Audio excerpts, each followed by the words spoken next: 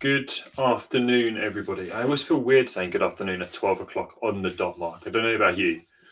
Yeah, it's when it says 12 p.m. and I think, oh, is it really 12? Is it p.m.? Oh, okay, it was a.m. a couple of minutes ago. So. Yeah, exactly. Yeah, and 12, like then you go to 1. It just doesn't make sense. But yeah, look, who am I to argue this kind of stuff? But it is the afternoon, just within seconds. But yeah, good afternoon, everybody. If you are here, hello.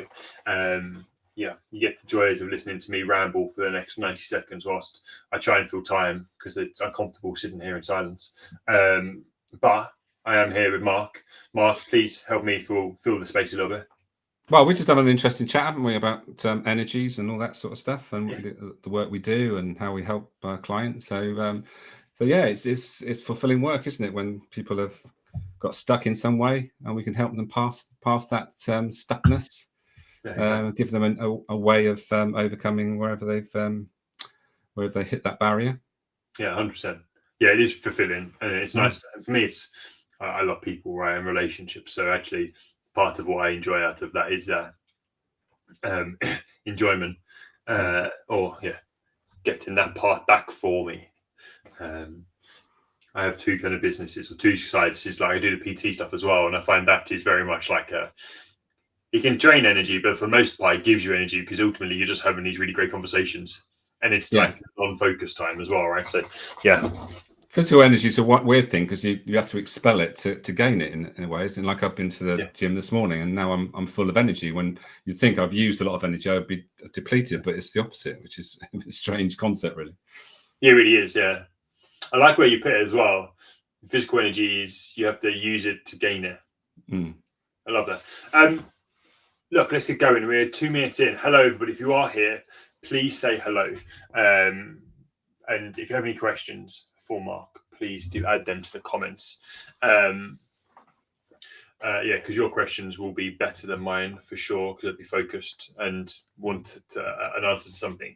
But I'm really excited to have this conversation about motivation. We were just saying beforehand, motivation is something which my clients will come to me quite a lot on. How do I get motivated? How do I find my spark? How do I find energy? And yeah, I'm stuck. And actually, when obviously we had this initial conversation, learning about motivational maps, and just talking about motivation, it can be a really interesting topic, and there's lots of different areas to help us gain different types of motivation at different points. So interesting to learn more about how you do it, Mark, and how you use motivational maps and what that is, just to give people some more insights into motivation and performance, because when we're motivated, we perform better as well, right? Absolutely. So look, we'll get our introductions done, and then I'll get my introduction done, and then it's over to you. If you are here, my name's Rich. If you don't know who I am a high performance exec coach, helping leadership teams and individuals perform at their best, both in work and outside of work. I have a few different options for you to do that from an individual and an organization standpoint, which you can find out more if you just drop me a line. But I'm also the founder of a wellbeing education company called Employees Health, which is connected to the podcast you're on, and it's kind of where it all started. But the Employees Health is a wellbeing education company helping organizations do just that, educate people and teams and how they can improve their wellbeing. But yeah, as I said, drop me a line. Much rather do the sales pitch off of a podcast rather than on a podcast. So Mark, over to you. Please, if you can, introduce yourself. Tell me who you are and what you do. Oh, well, firstly, thanks, Rich, for the opportunity and the invite to come along today to talk about motivation. It's an important topic. I think people don't probably understand, and hopefully after this podcast, they'll understand a bit more about what motivation really is. I had 30 years in a family retail business, and I was lucky enough to sell that business. And I realized after selling that business that motivations was sometimes high, sometimes low. And so I got interested in the topic. And then I went to a webinar and found out about the tool that we're going to talk about with regards to identifying, measuring motivation, which was the first thing I got into before I really opened my coaching business. And it's fundamental to my work, understanding what drives people.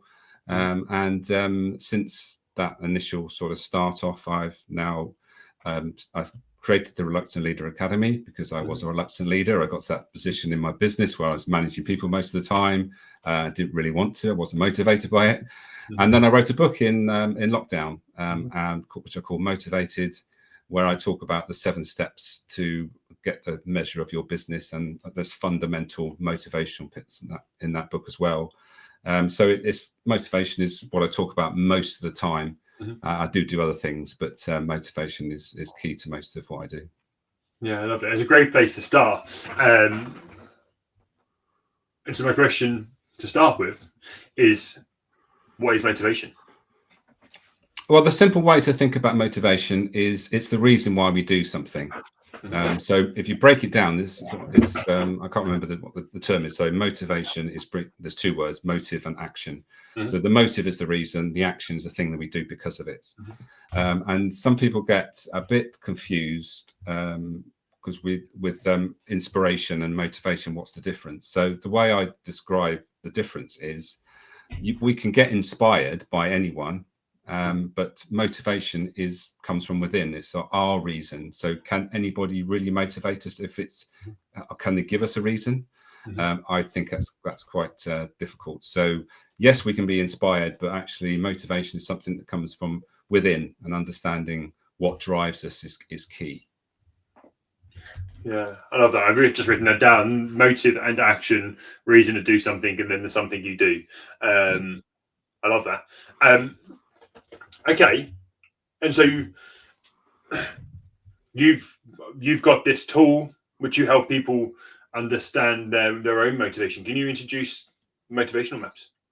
Yeah, so I was on one of your podcasts, listening to one of your podcasts a few months ago, and you were talking about Clarity 4D, which is a behavioural style tool, and these tools are great for insight into how we do things.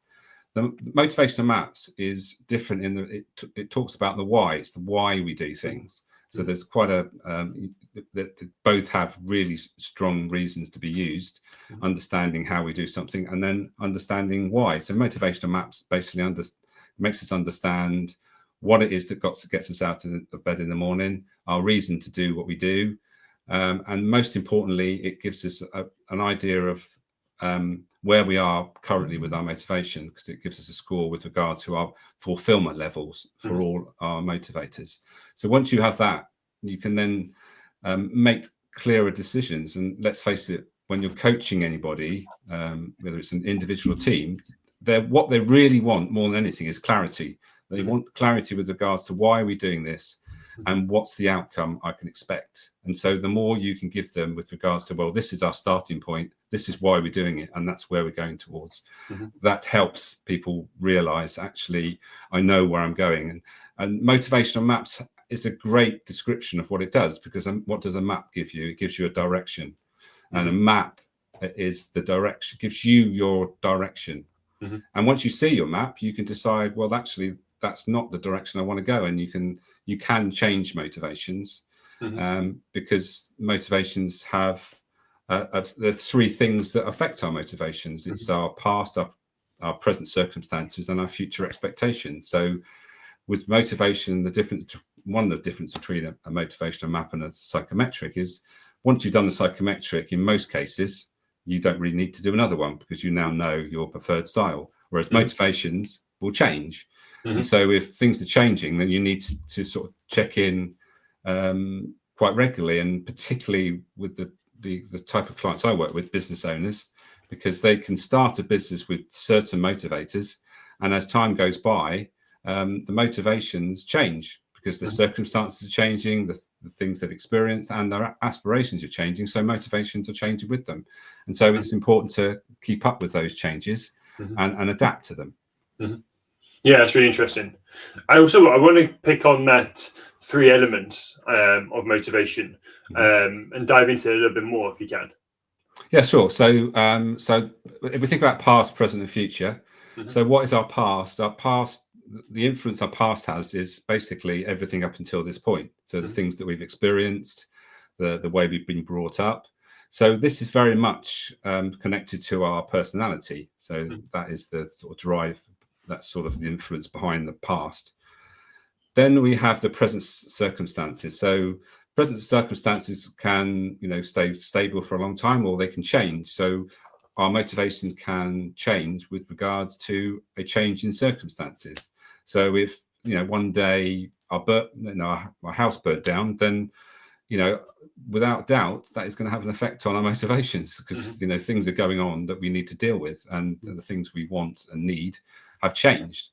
And so that's the middle element with regards to circumstances. And if we all relate to, we were talking about the pandemic before we went live, that was a massive change in circumstances for all of us, and we had to adapt to it, didn't we? And some people were actually embraced it and actually were motivated by it because they saw a change, a positive change. Other people, particularly those that like stability, were having a big problem with it, and also the people that want connection, that couldn't connect with people, they were having trouble with it. So circumstances have an effect on all of us, so we've got to take that into account. And then the third element is the future aspirations and expectations. So those things will change as possibilities become sort of more clearer.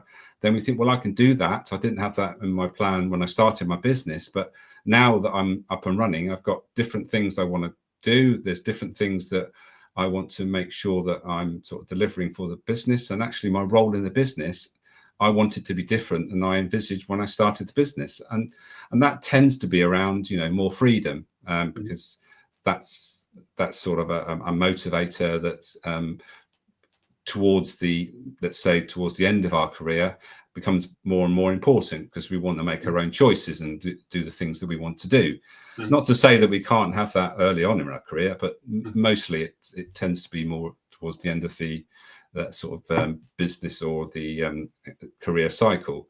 So that's how those three elements are always, and those three elements are sort of affecting our motivation, and they're all three elements are always changing.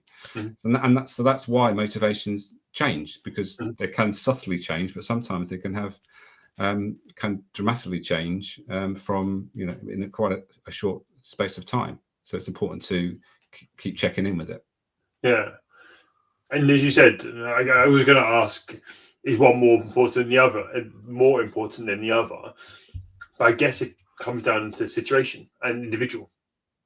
Well, it would do. And also our map gives an indication as to which element is more important to them. So the 9 motivations are grouped into 3 groups of relationship, achievement, and growth.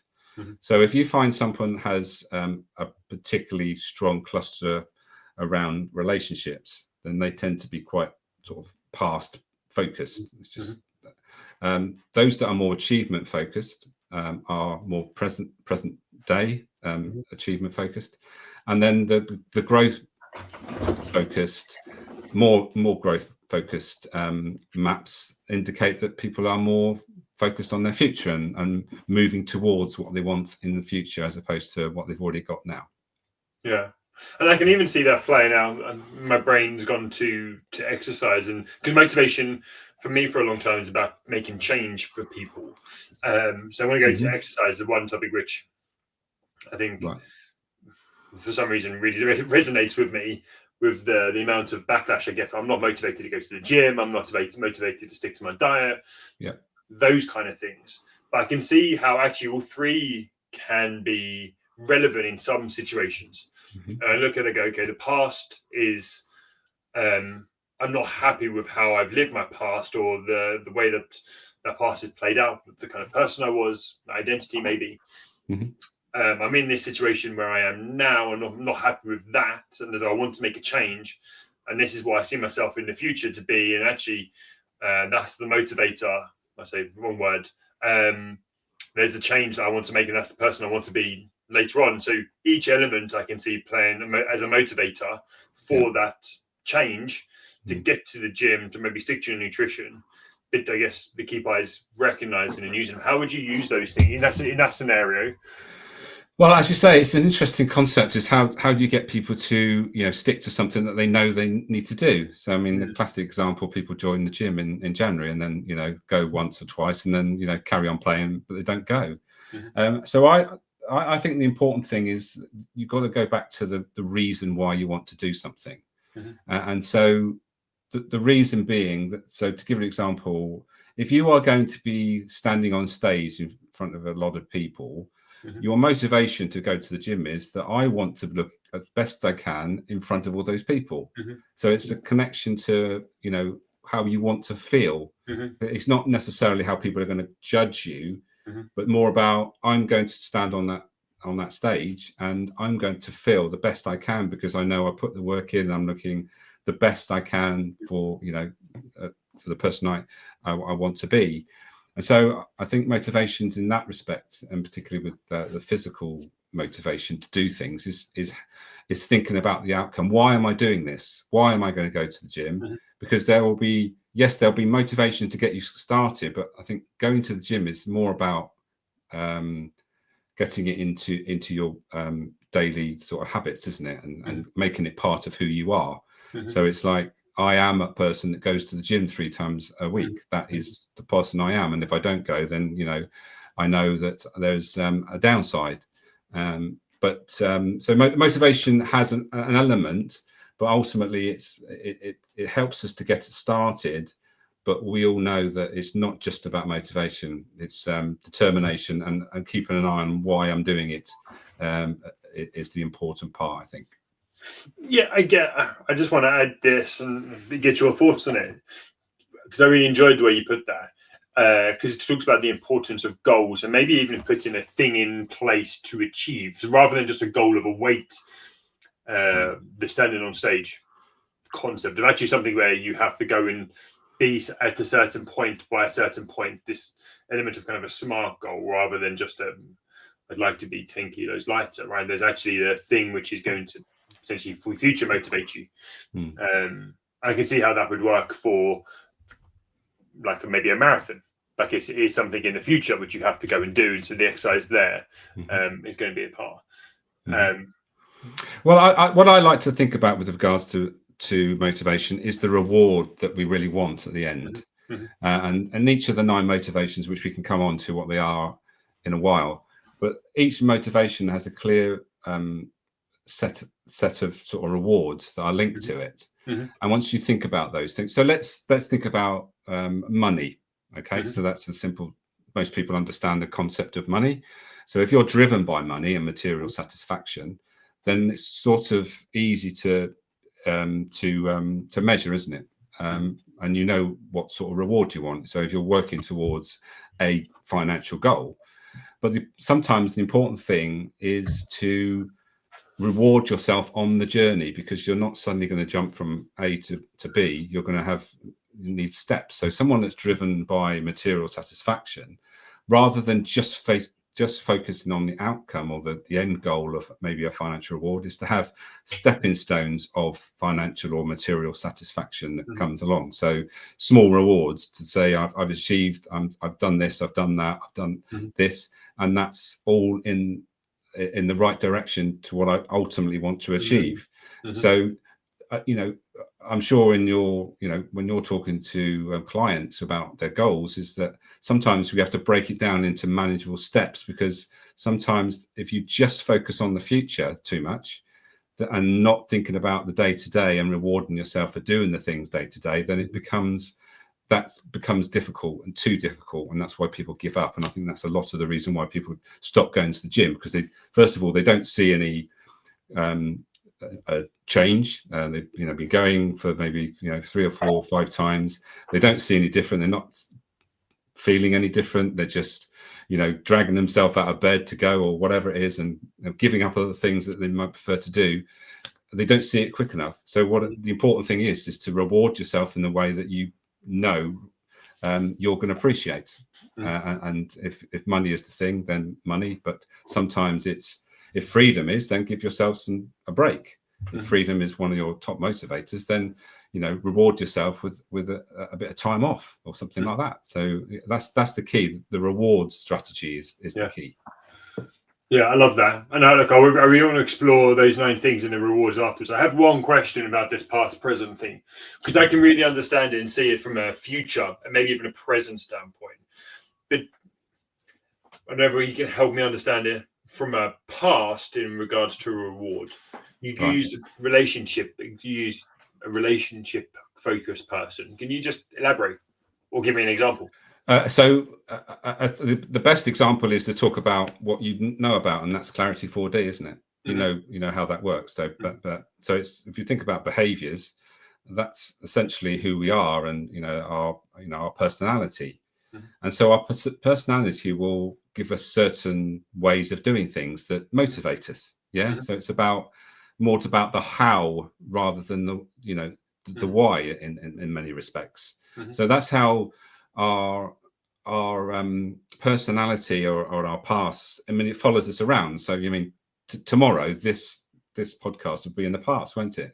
So our past is following us, as well as our present is changing all the time, and our future focus. So I think that's the best way to think about it.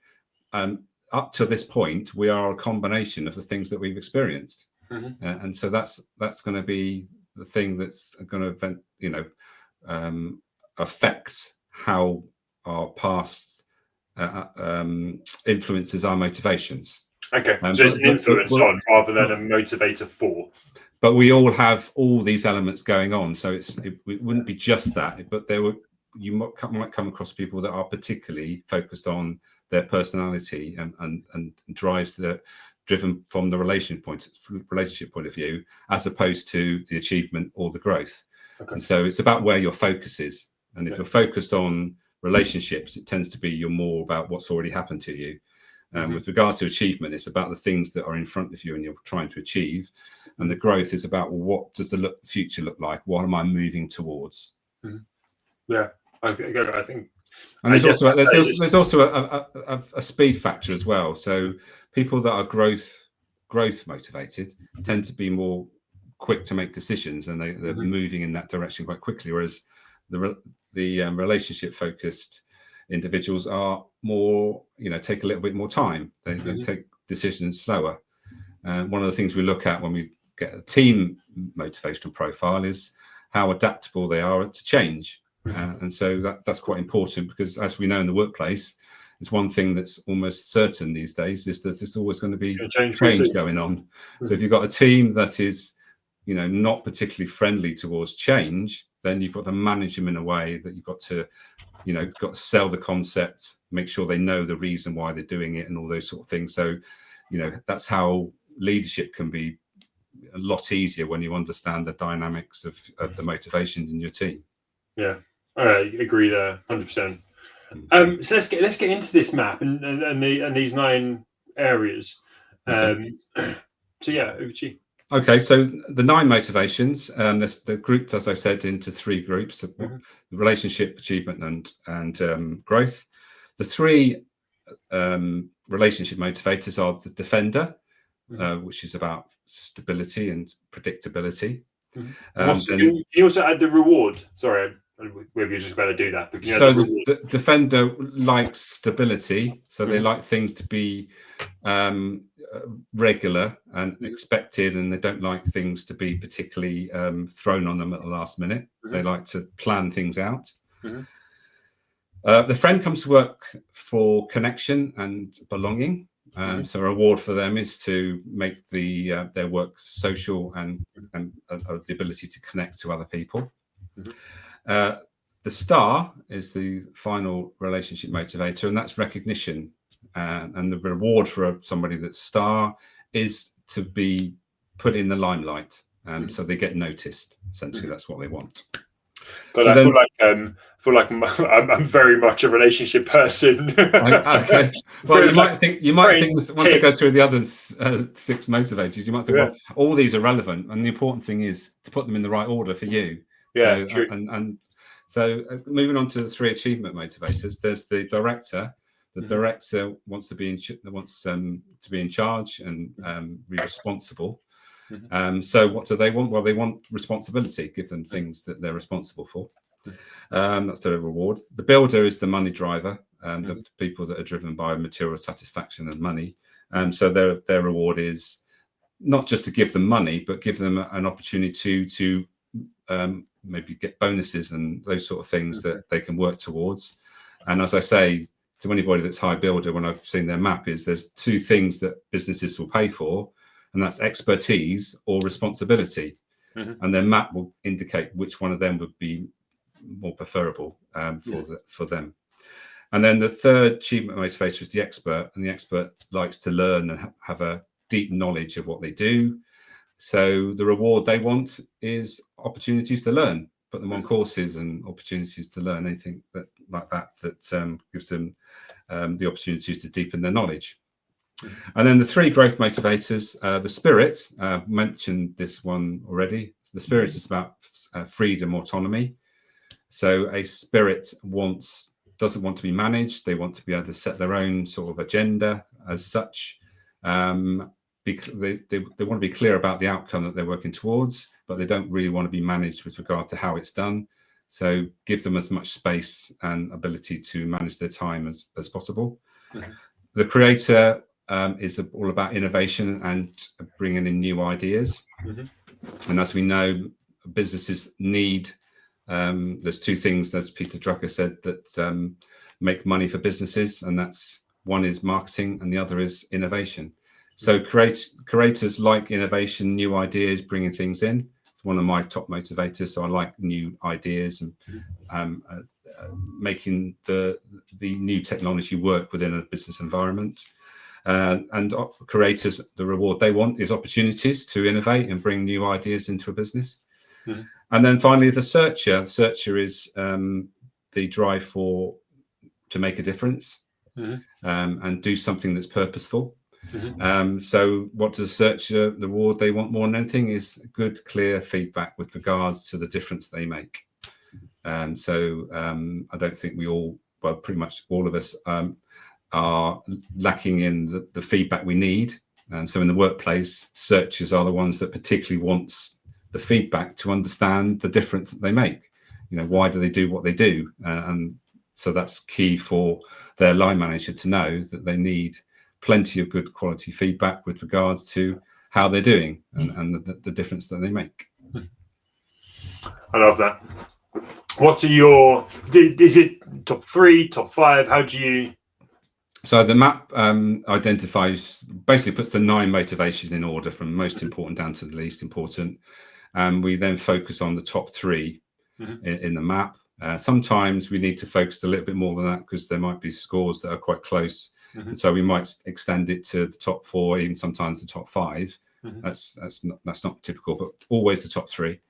And then we also look at the lowest motivator. So the lowest motivator is the thing that we pay least attention to.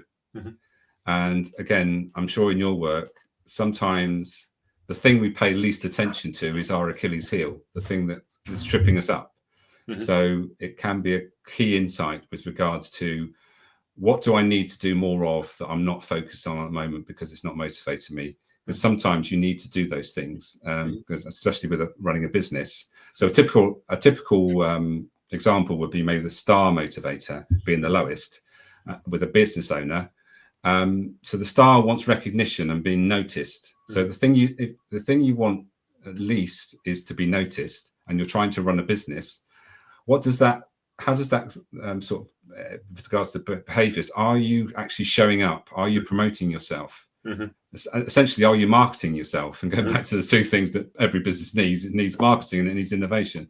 So sometimes it's a clear indicator of the lowest motivator with regards to, an Achilles heel. But so there's the two elements is identifying the top 3, making sure those are being fulfilled in your role, and look at your lowest motivator and just check to make sure that isn't becoming a problem and holding you back. So what are your top 3? Okay, so my top 3 at the moment, my last map was top 1 was searcher. So being purposeful and doing something worthwhile. It's the creator. So innovation, new ideas is something that drives me. So I'm always on board with using maps in a different way and being creative with regards to the way I use motivational maps. And then the spirit. So it's freedom, autonomy to do the things in the way I want to do in the time that I've got available to me. So those are the top 3 at the moment. Because I do a motivation map every year. What I notice is my expert motivator, which is currently my 4th, sometimes jumps into my top 3, sometimes goes to my second or my third. Mm-hmm. And that's where I'm in a position where I just want to deeper knowledge with regards to what I'm doing. Mm-hmm. And so this is the key insight with regards to, if the experts in my top 3, what courses and learnings have I got in my diary? Am I fulfilling that? So that's just a key indicator with regards to what things are in your diary that actually are fulfilling those key motivators. Yeah, I really like that additional bit. My next question was going to be, how are you using that knowledge to create motivation? Those 3 areas. Well, it's essentially, there's a strategy in the motivational map. It gives you 3 strategies for each of your top 3 motivators. So there's 9 strategies that you can choose to basically just introduce into your day-to-day. And sometimes they can be very, very sort of straightforward. Say, like a defender, because they like stability, then how tidy is your desk? And those sort of things can make a big difference. If they can just say, right, well, actually, my desk is a right mess now. Spending 5 minutes tidying your desk up will make you feel good about your environment. So sometimes it's very small things. Other times it's about changing your behavior to introduce things that maybe you've not been doing. So are you familiar with the stop-start review, Rich?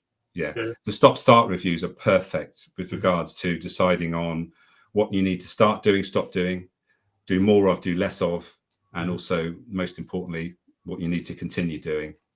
And that's doing, being, and having. So you can break it down and fill in a stop-start review, and then gives you an idea of the actions and behaviours that you need to introduce or actually to eliminate that aren't helping you. Yeah. A bit of a detour, and I'm very aware of this. Earlier on, you used the word discipline. Yeah. Where does discipline fall into motivation? Well, it works alongside motivation, because not everything you do will be driven by motivation. Sometimes you need to put in place something that will just keep you doing something, and it feels a bit hard because it's not something that you naturally are motivated by. But sometimes you have to do these things to go alongside the motivation piece. So motivation, as we said, if you understand your top 3 motivators, just make sure that you are fulfilling those top 3 motivators as much as you can. But you won't be able to do it all the time, like every single minute of every day and every week. So in between, you are doing things that are more down to discipline that you have to do, but aren't necessarily the things that motivate you. That's being realistic. It's just not realistic to do only the things that motivate you, especially if you're running your own business. There'll be a time, as before you built a team, when you will definitely have to do things that are more discipline than motivation. That's just a fact of life. Yeah, the admin. I love that example. How do you? Okay, I'm going to go back to exercise, because it's the one thing which I've always had people come to me and argue the motivation over discipline debate. And I think mainly because sometimes exercise for some people can be a really hard thing to introduce and stick to and create habits around and identities around. How do you bypass the motivation or to continue the discipline? Have you got any tips there? Well, the thing is, we don't want to go to the gym, and we don't really want to exercise, because if we wanted to do it, then it wouldn't be an issue. We would just be doing it because we enjoy doing it. So we're making ourselves do something that we're not naturally doing. So that's the first thing to sort of to acknowledge, really, isn't it? And it goes back to what I said before. You've got to know why you're doing it. Why am I going to the gym? What's the outcome that I want? So another clear example. So I was talking to somebody the other day, and he said, I go to the gym every 3 times a week. I said, all right, that's good to know. He said, well, the thing is, he said, I realized that I'm getting on a bit now, and do you know what, I love skiing. And he said, the one thing I want to do with my grandchildren is take them skiing. And he said, and that's going to be, I'm going to be in my 60s by then. And if I don't keep myself fit, there's no way I'm going to be able to take them skiing, is it? So that's the thing. That's the sort of drive for him, is no, if I want to take my kids skiing when I'm, in my 60s, then I must carry on going to the gym, doing the strength work and all the other things that I know will keep my body in the condition it needs to be, is to do that. So it all comes back to, why do you want to do it in the first place? Yeah. And it's not just about, I want to be a gym bunny and say I go to the gym. It's not about that, is it? There must be another reason. And so find out what that reason is. And if it's weight, sometimes people focus too much on just losing amount of weight.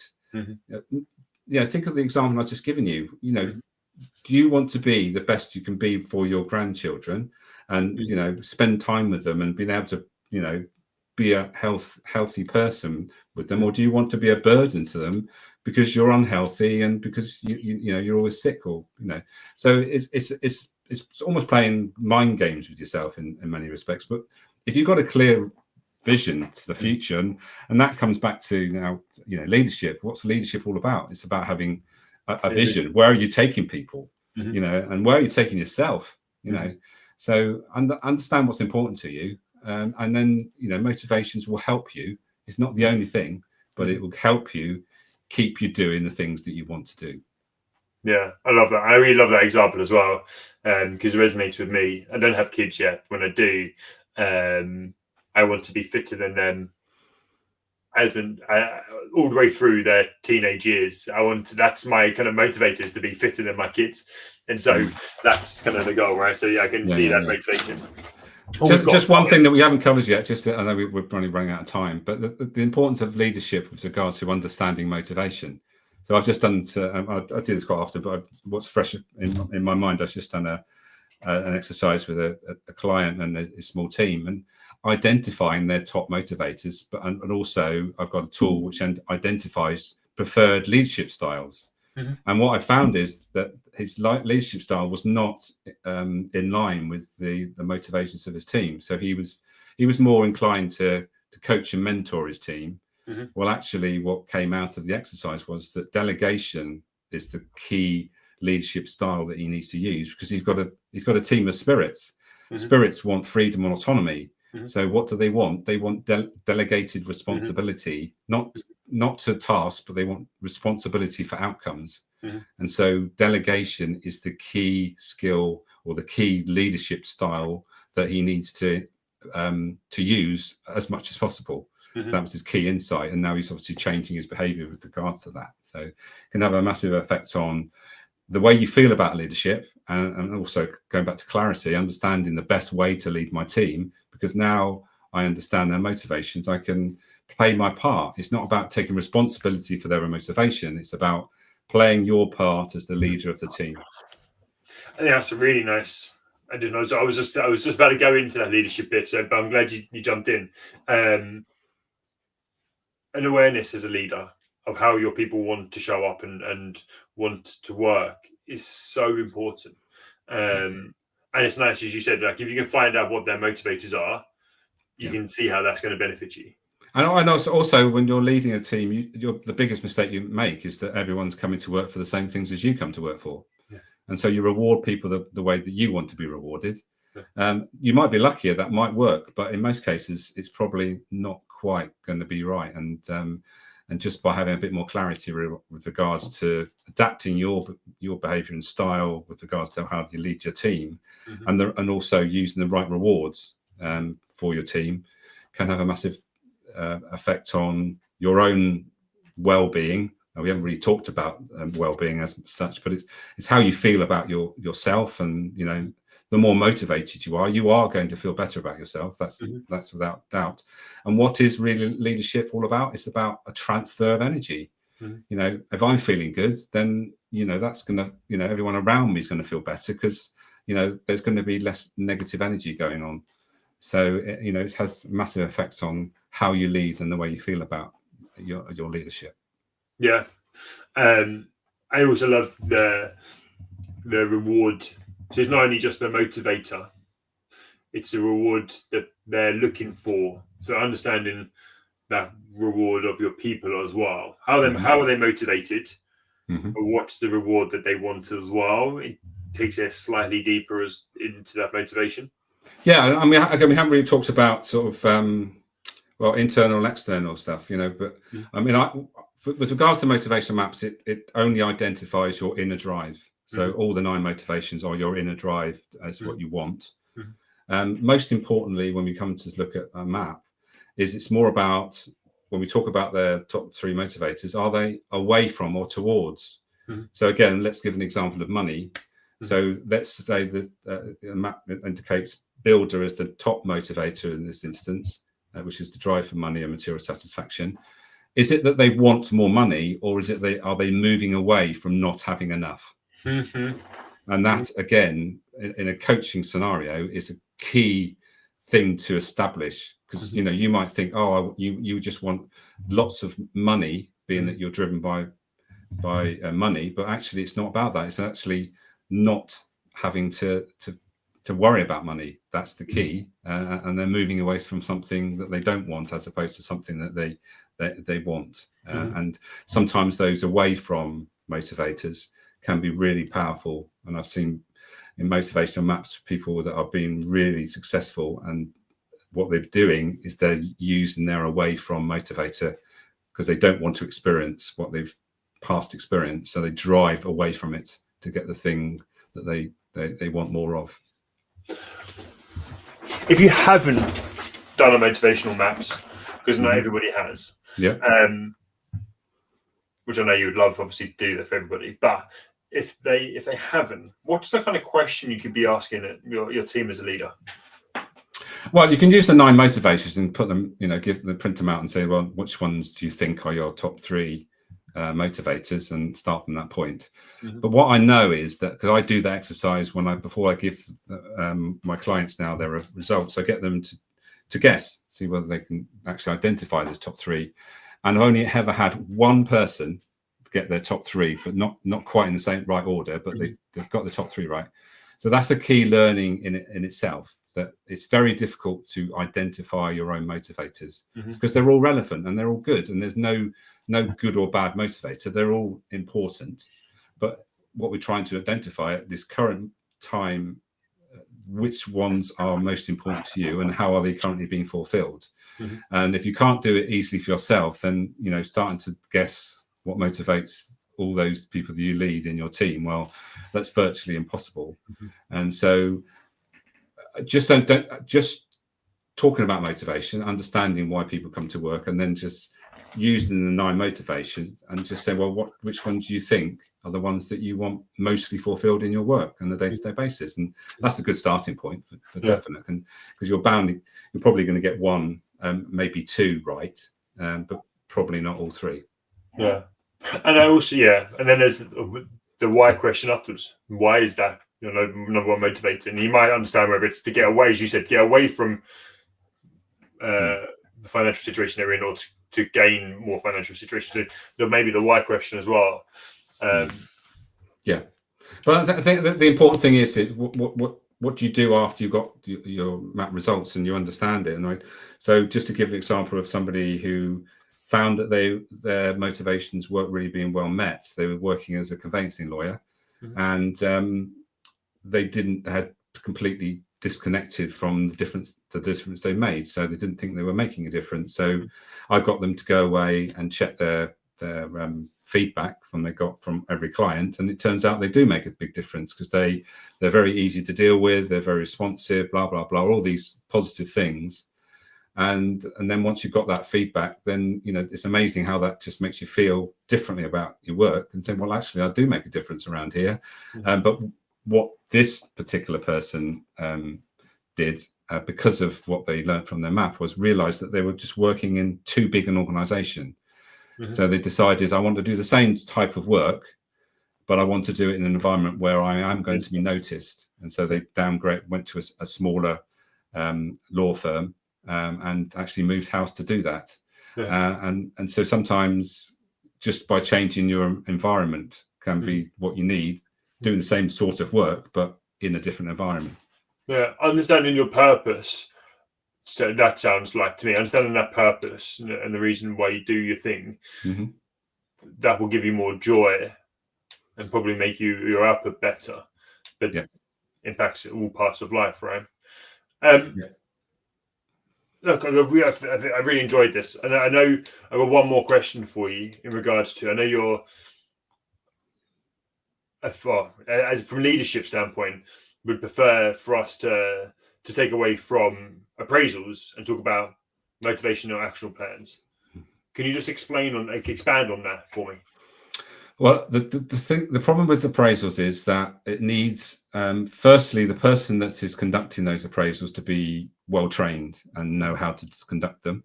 In most instances, that is a problem.